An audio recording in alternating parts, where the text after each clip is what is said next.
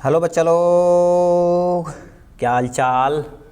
मस्त और स्वस्थ। इसी स्वस्थता के साथ हम टेंस की सीरीज में पहुंच चुके हैं। पास्ट परफेक्ट कंटीन्यूअस टेंस, ये पास्ट टेंस का सबसे आखिरी पड़ाव है। इसके पहले हम पास्ट का जितना भी पोर्शन था और प्रेजेंट का जितना भी पोर्शन था, सब सारा पोर्शन को हम ख़त्म करके पहुंच चुके हैं past perfect continuous affirmative sentence पे। ठीक, इस सीरीज के बाद आपका पूरा पास्ट टेंस ख़त्म हो जाएगा। ठीक, चलिए आप देखें कि हम पास्ट परफेक्ट कंटीन्यूअस बनाने का नियम और कुछ एफर्मेटिव इसके अगले लेक्चर में हम मिलेंगे। निगेटिव, फिर इंट्रोगेटिव प्लस निगेटिव। ठीक है, तो सुनिए, पहले हम कैसे पहचानेंगे कि पास्ट परफेक्ट कंटीन्यूअस की पहचान करनी पड़ती है। ठीक, मतलब कोई सेंटेंस दे दिया जाए तो सबसे पहले हमें क्या होनी चाहिए, पहचान होनी चाहिए, मतलब किस टेंस से ये उठा के लाया गया। ठीक, तो सबसे पहले पास्ट परफेक्ट कंटीन्यूअस टेंस की पहचान लिख देखते हैं। जिन वाक्यों के अंत में रहा था, आ रहा था, आ रही थी, आ रहे थे, आ रही थी, मतलब रही थे आदि शब्द आते हैं तो पास्ट परफेक्ट कंटीन्यूअस के अंतर्गत की जाती हैं। ठीक, देखिए कंटीन्यूअस कहीं भी लगा रहेगा तो ये वर्ड आपका रहेगा। ठीक है, तो इसी को क्या कहते हैं, पहचान, यानी पास्ट परफेक्ट कंटीन्यूअस। चलिए अब नीचे देखते हैं एफर्मेटिव सेंटेंस। ठीक, ये समझ में आया। जिन वाक्यों के अंत में आ रहा था, आ रही थी, आ रहे थे, आ रही थी आदि शब्द आते तो उनका अनुवाद पास्ट परफेक्ट कंटीन्यूअस टेंस के अंतर्गत किया जाता है। ठीक, चलिए देखते हैं आपका एफर्मेटिव सेंटेंस। क्या एफर्मेटिव यानी साधारण वाक्य। ठीक, तो चलिए अब नीचे देखते हैं। मैं लिखते आ रहा था, अभी बोले जिन वाक्यों के अंत में आ रहा था, आ रही थी, आ रही थी, थे, था, थी, ये सब आदि शब्द आते हैं तो पास्ट परफेक्ट कंटीन्यूअस के अंतर्गत किया जाता है। तो ये जो सेंटेंस इतना आ रहा था तो ये किसको सेटिस्फाई करता है, पास्ट परफेक्ट कंटीन्यूअस को। तो ये हो गया। आते हैं एफर्मेटिव ऐसा वाक्य जिससे पता चलता न तो कोई नकारात्मक वाक्य हो, न कोई प्रश्नवाचक वाक्य हो, मतलब कोई ऐसा टेंस न हो, मतलब कोई ऐसा शब्द न हो कि क्या बोलता है जो निगेटिव अथवा इंट्रोगेटिव को सेटिस्फाई करे।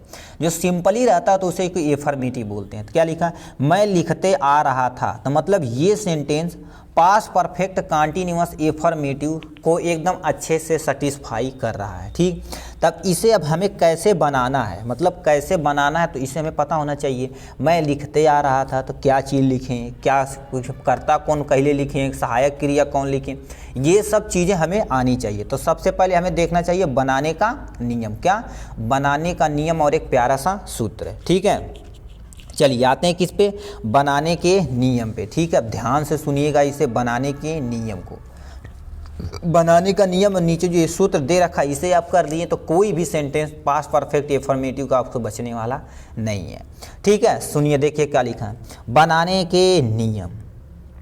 ठीक, देखो सबसे पहले कर्ता, यानी सबसे पहले कर्ता सब्जेक्ट को लिखते हैं, मतलब कोई भी वाक्य रहे तो सबसे पहले हमें उठा के क्या लिखना पड़ता है, कर्ता लिखना पड़ता है। ठीक, अब देखिए कर्ता सबसे पहले उठा के कर्ता लिखना पड़ेगा, क्योंकि ये क्या है मेरे बाबू, क्या, ध्यान से बोलिए, जोर से बोलेंगे। ठीक है, क्या बोलेंगे, एफर्मेटिव है। ठीक, एफर्मेटिव है तो हम जाहिर सी बात क्या लिखेंगे इसमें आपका हमें लिखना पड़ेगा सब्जेक्ट लिखना पड़ेगा।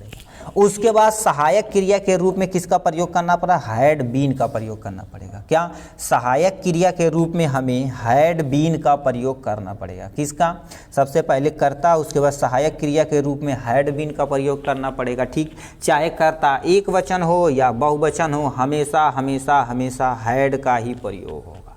ठीक, कर्ता पे ये डिपेंड नहीं करता, हमेशा आपको क्या लिखना पड़ेगा, एक्चुअली देखा जाए तो इसमें आपको हैड बीन लिखना पड़ेगा। ठीक, उसके बाद आते हैं कि नेक्स्ट पे मुख्य क्रिया का हमेशा आईएनजी फॉर्म लिखना पड़ेगा। अब ध्यान से सुनिए, कहीं भी यदि वाक्य आपका क्या है, कंटीन्यूअस है तो मुख्य क्रिया का हमेशा आईएनजी फॉर्म लगेगा। कहीं भी, चाहे प्रेजेंट, चाहे पास्ट, चाहे फ्यूचर, कहीं भी आप चले जाइए।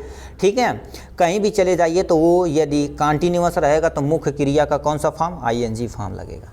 ठीक, ये सेटिस्फाई है।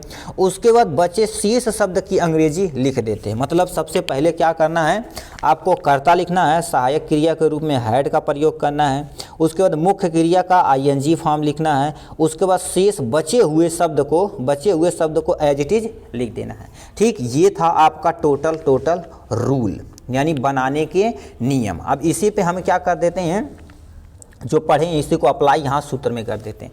तो सबसे पहले हम क्या लिखे हैं, सबसे पहले हम क्या बोले हैं, कर्ता लिख देना। तो हमने कर्ता लिख दिया, कोई टेंशन नहीं। ठीक, कर्ता लिख दिए। उसके बाद क्या बोले, सहायक क्रिया के रूप में हैड का प्रयोग करना है, यानी सहायक क्रिया लिख देते हैं। ठीक, सहायक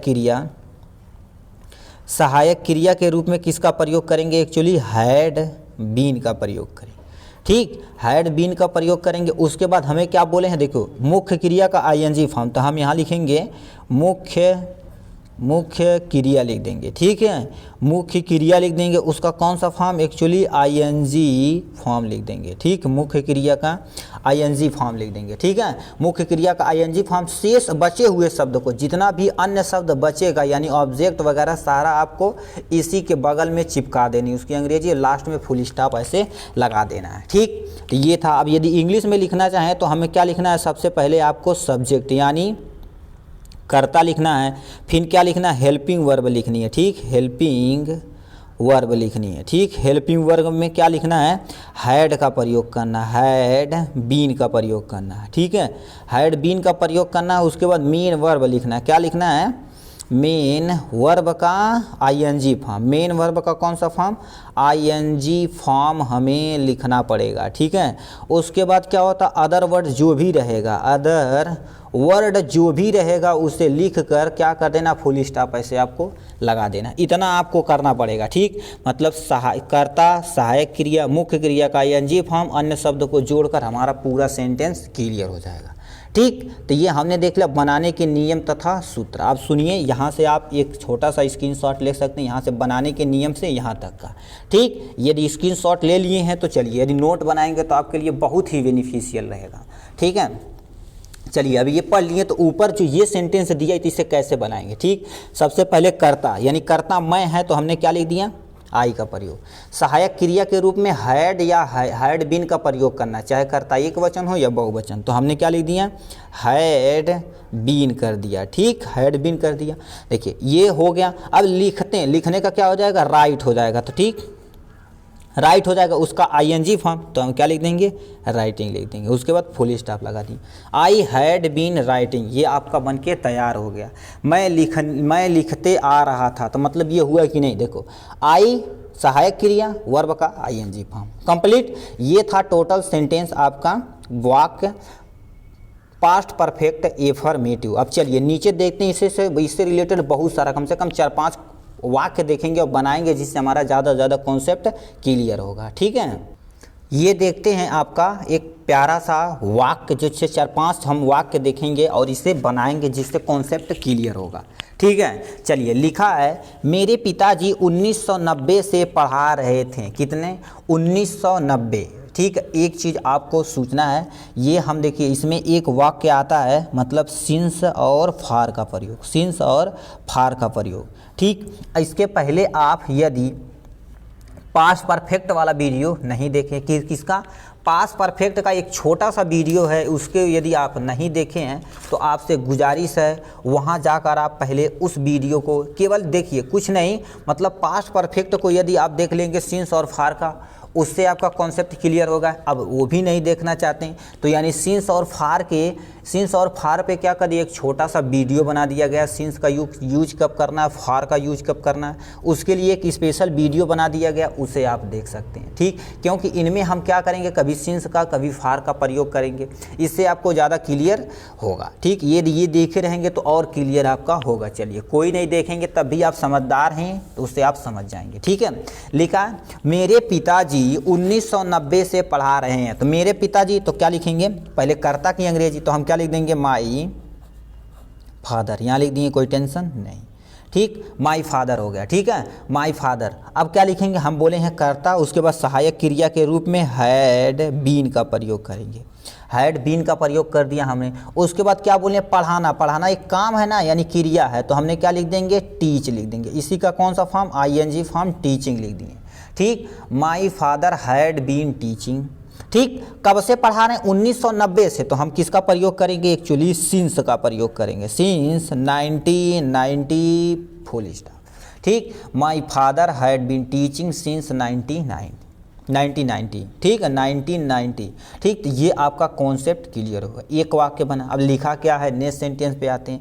मोहन वर्षों से अंग्रेजी सीख रहा था। मतलब मोहन वर्षों से अंग्रेजी सीख रहा था।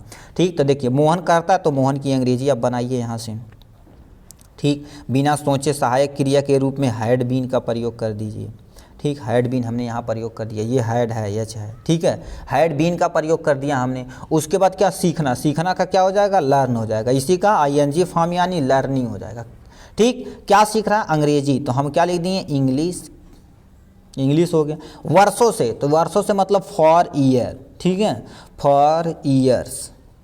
ठीक, तो ये हमारा बनके तैयार हो गया। क्या बोले हैं? मोहन वर्षों से अंग्रेजी सीख रहा था। Mohan had been learning English for years. ठीक, तो ये हमारा काम हो गया। ठीक, वानी मोहन वर्षों से अंग्रेजी सीख रहा था। अब आते हैं किस पे? नेक्स्ट पे आते हैं। लिखा क्या है? ठीक, लिखा क्या है? कुत्ते 2 घंटों से भौंक रहे थे। मतलब कुत्ते जो हैं 2 घंटों से भौंक रहे हैं, कुत्ते। ठीक, तो हम क्या लिखेंगे? द डॉग्स, क्योंकि बहुत सारे कुत्ते हैं तो हमने यस लगा दिया। ठीक, उसके बाद सहायक क्रिया के रूप में क्या? बिना सोचे आपको हैड बीन ठोक देना है। ठीक, उसके बाद क्या? देखो कर्ता सहायक क्रिया, क्रिया का आईएनजी फॉर्म भौंकना। भौंकना का क्या हो जाएगा? बार्किंग। ठीक, तो बार्क हो जाएगा तो उसी का आईएनजी फॉर्म लगा देंगे तो यहाँ पर क्या हो जाएगा? बार्किंग। ठीक, कितने घंटे? 2 घंटों से। तो हम क्या लगाएंगे? For 2 hour. ठीक है, 2 हावर्स हो जाएगा। ये फुल स्टॉप यहाँ लगा दिया गया। ठीक है, तो यानी कुत्ते 2 घंटों से भौंक रहे थे। तो कुत्ता कर्ता हो गया। उसके बाद सहायक क्रिया हो गया। उसके बाद क्रिया का आईएनजी फॉर्म अदर वर्ड को आपको जोड़ देना है अकॉर्डिंग टू सिंस और फार के प्रयोग में। ठीक, तो ये था टोटल सेंटेंस। कुत्ते 2 घंटों से भौंक रहे थे। ठीक, अब क्या लिखा है? किसान सुबह से, नेक्स्ट पे आते हैं। किसान सुबह से अपने खेतों में काम कर रहा था। ठीक, एक लाइक और सब्सक्राइब जरूर करिएगा। ठीक है, देखिए किसान हमारे यानी बोला गया नौजवान, यानी जय जवान जय किसान। तो ये एकदम सही बोला गया। ठीक, आप एक रोटी खाते हैं, समझिए वो किसान के बदौलत हैं। आप सुरक्षित हैं, एक आपके हमारे जो सैनिक हैं, ठीक, उनके लिए आप। ठीक, तो वो सब आए हैं, सारी चीज़ें वही, तो हम सब सुरक्षित हैं। ठीक, तो चलिए हम देखते हैं। सुबह, देखो किसान सुबह से अपने खेतों में काम कर रहा था। यदि काम नहीं करता बेचारा तो समझिए पूरा देश यही चला रहा है। ठीक है, लिखा किसान द फार्मर। ठीक है, क्या हो जाएगा? द फार्मर हो जाएगा।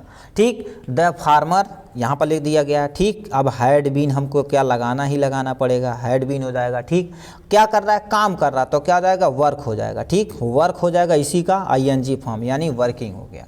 ठीक, लिखा है हैड बीन वर्किंग, वर्किंग हो गया। ठीक, कहाँ पर? खेतों में कर रहा है ना, अपने खेतों में। In his field. ठीक, इन हीज फील्ड। कब से कर रहा? सुबह से कर रहा। देखिए सुबह से कर रहा है ना, तो हम क्या लिख देंगे? Since morning. क्या लिख देंगे? सिंस मॉर्निंग लिख देंगे। ठीक है, ये फुल स्टॉप हो जाएगा। ठीक, तो क्या लिखा है? The farmer had been working in his field since morning. ठीक, तो ये होगा किसान सुबह से अपने खेतों में काम कर रहा था। उसके बाद क्या आते हैं? नेक्स्ट पे आते हैं। उसे कल रात से बुखार आ रहा था। ठीक, उसे कल रात से बुखार आ रहा था। तो उसे मतलब ही के बारे में बता रहा है। ठीक, उसे। ठीक है, उसके बाद हमें सहायक क्रिया के रूप में हैड बीन का प्रयोग कर देना है। ठीक, हैड बीन का प्रयोग कर दिए। ठीक, देखिए अब बुखार आना, बुखार का आना के क्या हो जाएगा? सफरिंग। जैसे आप लिखे होंगे, ठीक, suffering from fever since last night, ऐसे बोलते हैं ना। ठीक, तो उसी को आपको क्या लिख देना है? ठीक, देखो सिर्फ यानी कब से आ रहा है? फ्रॉम। ठीक, सॉरी फ्रॉम लिखना है ना, फ्रॉम। फ्रॉम कब से? फीवर है, फीवर है तो क्या लिख देंगे? फीवर लिख देंगे। कब से? लास्ट नाइट से, तो हम क्या लिख देंगे? Since last night. ठीक है, तो ये आपका हो गया फुल स्टॉप। उसे कल रात से बुखार आ रहा था। क्या लिखे हैं? He had been suffering from fever since last night. ठीक, ये था total sentence past perfect affirmative का सेंटेंस। चलिए ठीक, आज के लिए बस इतना ही। अब मिलेंगे नेक्स्ट वीडियो में और नेक्स्ट लेक्चर के साथ पास्ट परफेक्ट निगेटिव सेंटेंस। तब तक के लिए बाय।